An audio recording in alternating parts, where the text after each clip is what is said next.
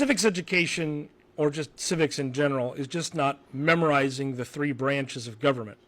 It's learning how power works and how rights are protected, how decisions get made, and what responsibilities come with living in a republic.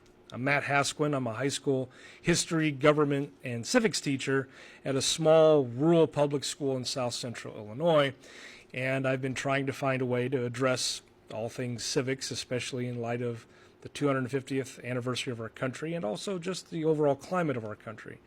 And so I'm just looking at civics questions that are worth asking. And in this episode, the question here, this is number 7, I think, it's one of the most important questions in American civics, and that is, are rights given by the government or are they protected by the government? In the American tradition, the answer is that rights are not supposed to be gifts from the government. They're supposed to be protected by the government. And that idea, we find it built into the Declaration of Independence, because the Declaration says that all people are created equal and are endowed by their Creator with certain unalienable rights, including life, liberty, and the pursuit of happiness. And then it says something very important. It says to secure these rights, governments are instituted among men. Now that's a very strong phrase that kind of gets overlooked. It doesn't say that government creates rights. It says government is created to secure rights. So, in other words, the purpose of government is not to hand out liberty as a favor. The purpose of government is to protect rights that people already possess. And so that idea is often called the natural rights tradition. Natural rights are rights that belong to people by nature of being human, not because a king, a legislature, a court, a president, or a majority decided to be generous.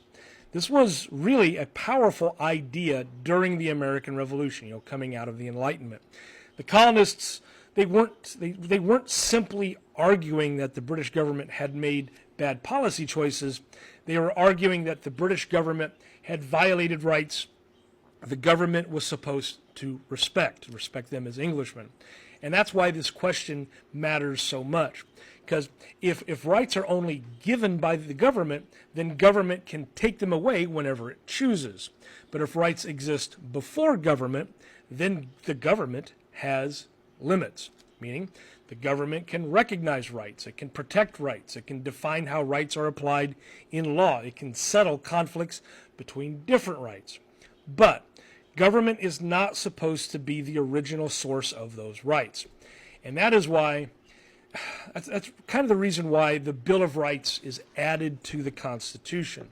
So when we look at the Bill of Rights, the Federalists stood up against it at first with anti-Federalists saying, you know what, we need to have these extra protections from the government. The First Amendment doesn't say Congress gives the people the freedom of speech. It says Congress shall make no law, ... abridging freedom of speech. And that wording is very important. The First Amendment is written as a limit on government power. The same is true with many of the other protections within the Bill of Rights. The Fourth Amendment limits unreasonable searches and seizures. The Fifth Amendment protects due process and guards against self-incrimination. The Sixth Amendment protects the rights of the accused. The Eighth Amendment limits cruel and unusual punishment. These rights, they're not presented as favors from the government. They're presented as boundaries that government must respect. But this topic also requires a degree of care, because in real life, rights still need laws and courts and institutions and citizens to defend them. And a right, when it's written on paper, does not protect itself. Free speech depends on courts willing to enforce it. Due process depends on legal systems that honor it. Equal protection depends on government being held accountable when it violates it. Voting depends on laws and procedures and citizens who insist they be respected. So while government does not create fundamental rights in the American tradition, government plays a major role in protecting them. Now, sometimes Americans disagree deeply about what a right means, where it comes from, how far it extends, and what happens when a person's rights conflict with another person's rights. And that's the reason why the courts are so important. That's why We have constitutional interpretation and why that matters. That's why elections are so important, why it's important to have civic participation. Because rights are not protected automatically. They have to be understood and defended. They have to be applied fairly. They have to be guarded against both government overreach and majority pressure. Now, the American system is built on the belief that government is necessary, but government must also be limited. I talked about that in the last video. It's necessary because rights need protection.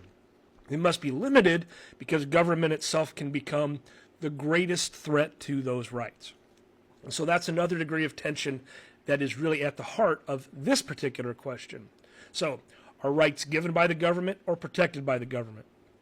In the American civic tradition, government does not give us our most basic rights. Government exists to protect those rights. But that protection depends on laws and our institutions and courts and elections and citizens who understand why those rights matter. And so the real civic question is not whether government should care about rights. Of course the government should. But the real question is whether government remembers that rights are not gifts from those in power. Rights are limits on those in power. And I really think that's a civics question that was worth asking. So, if you hung around through this one, and you're in that single-digit percentage that happens to make it all the way through the videos, the too long didn't watch aspect of this particular video is like, why are rights given by the government, or are they given by the government? Are they protected by the government? So, the Cliff's Notes version. In the American tradition, government does not give people their most basic rights. Government exists to protect rights that already belong to the people. And that's why rights are also limits on government power. If I went with those Cliff Notes versions, these videos would be a whole lot shorter, wouldn't they? Maybe that's something I should consider. Anyway, hey, thanks for watching, and we'll catch you on the next one.